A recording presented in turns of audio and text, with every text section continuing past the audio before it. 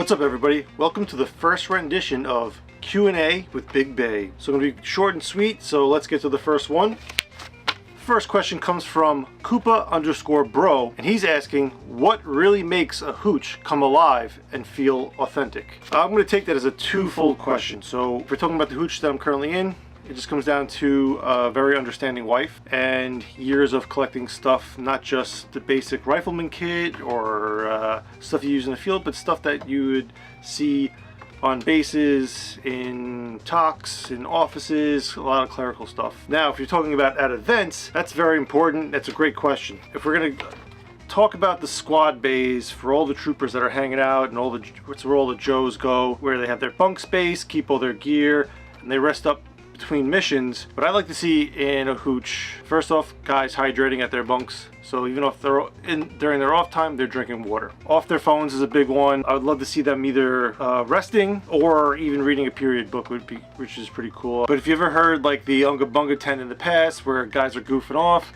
they're having fun. Yeah, I think it's just I think living in the moment and trying to really get into the era that we're portraying and staying off your cell phone. A lot of guys will add extras to their bunks. Either they'll find some period crates, maybe a desk or chairs or something like that. Their small 10-foot by 10-foot space gets livened up a little bit and looks that much better. Thank you for the question. Here's another one from Namsoft68, and he's asking, double Rons this year? The short answer is definitely 100% yes. If everything goes my way, we will be running Friday night and Saturday night. That's really it. I mean, he was there last year. We did both nights.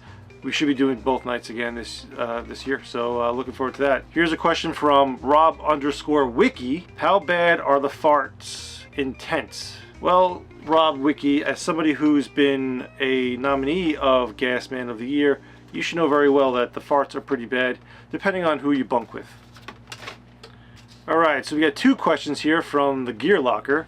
First one is, what is your favorite part about running the events? I'll give two answers for this one. My favorite part about running the events in general is the people showing me that they're interested in doing this, and all my work and fruits of labor come alive, right? People just signing up for the event.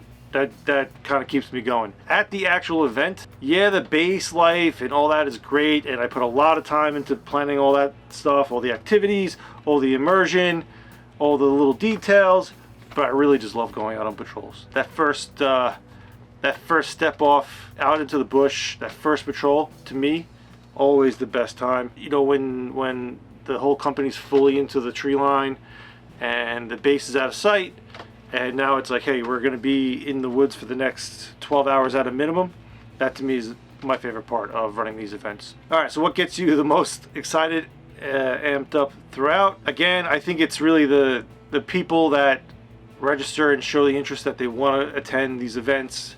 That really gets me going, gets me excited when people do sign up, especially guys I don't know, because I feel like the fact that this random guy that I don't know, that no one knows, he saw us, he saw our content, he saw all the stuff we do, and he took enough gumption to sign up for himself without us nagging him or reminding him that he does like doing this.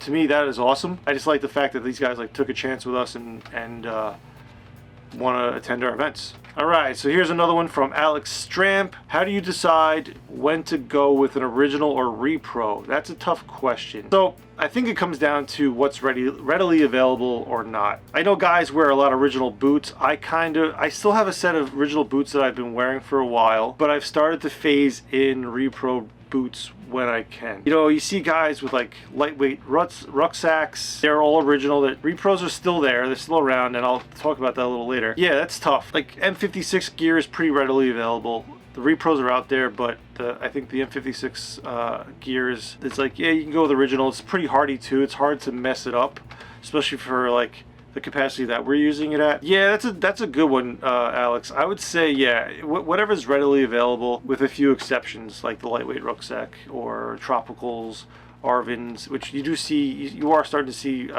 repros come out, but I think as long as you take care of your gear, you really aren't beating up on it. Repro for the most part is okay. I don't wear repro uniforms anymore. I'm sorry, I don't wear original uniforms, okay. I don't wear original uniforms anymore in the field. I don't even wear them to events.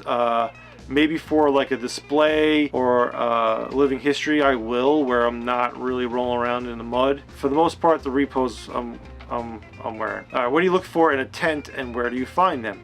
So the good thing about looking for a tent, and this is another question from Alex, is they're big, right? So as long as you have the space, most of the time people want to get rid of them.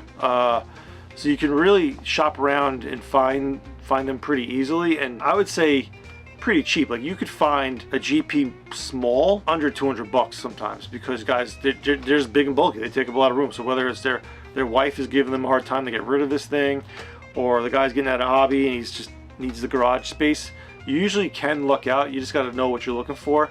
And I feel like if it's one of those things where you're like, you know what, I'm ready to buy a GP small for myself, it kind of manifests it appearing, because they're just so often sold, and they're sold pretty cheap.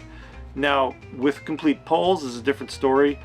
Personally, I do like the telescoping poles for my personal tent, because it's just easier to store and transport, but that's something you should consider when you are buying tents. I would never own a medium personally, but through BAE I own, I think, over 8 of them with all the poles, and they're not telescoping poles, as you know, so they're all living in a storage locker.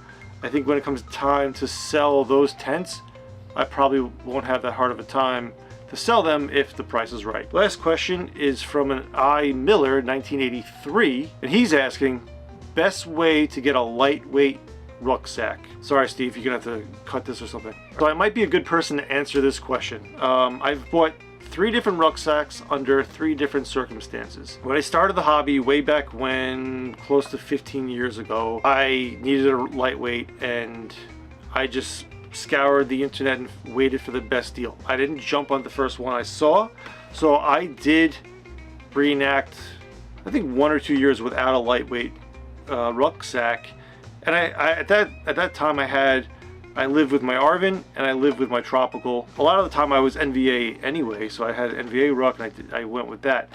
So I guess the first tip is just be patient and know what you're buying, right? Know what you're looking for, because you get guys who sneak in Alice's, or people sell Alice rucks thinking they're lightweights, and vice versa. They sell lightweights marking them as Alice, and there's, you can buy a lightweight for 40 bucks. People always have stories like that. I've never seen that. It's never happened to me, unfortunately, but that does happen.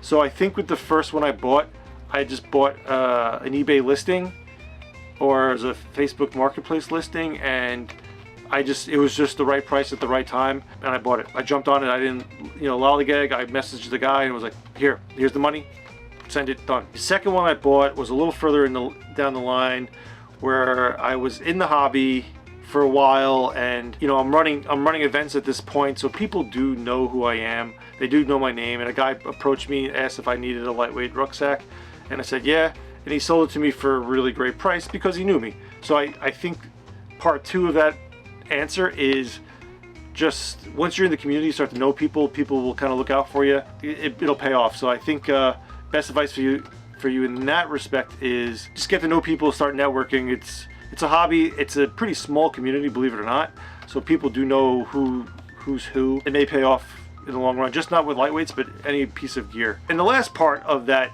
question and my answer is the third ruck I bought was a fully repro, and I pieced it together. And I think it comes down to a little bit of my first answer, my second answer, where it was know what I'm looking for and be patient, and then also knowing enough people in the hobby to know who's making what parts and what pieces. For instance, I knew Sabia, who was making the horizontal straps. Then I knew Chris, who was making the shoulder straps, and I knew another guy who was making the frame.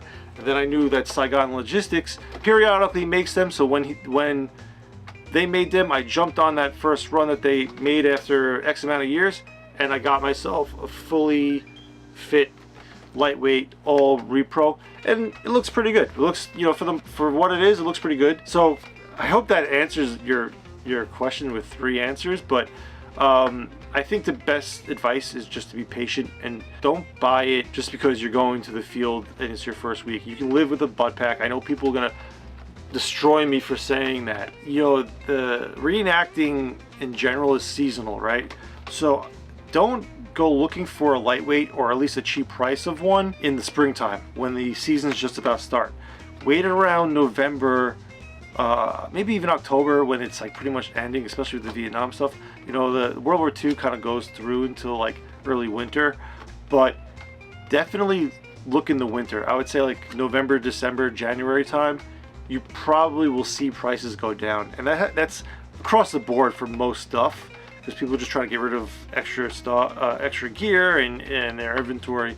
So definitely like watch the season. Again, that comes down to being patient. Appreciate you guys for watching the first Q&A with Big BAE, and we will be holding one of these in the future. So guys, just, you know, keep your eyes out for us posting on Instagram to send out some questions to Big BAE. Thanks guys. Don't forget to like and subscribe.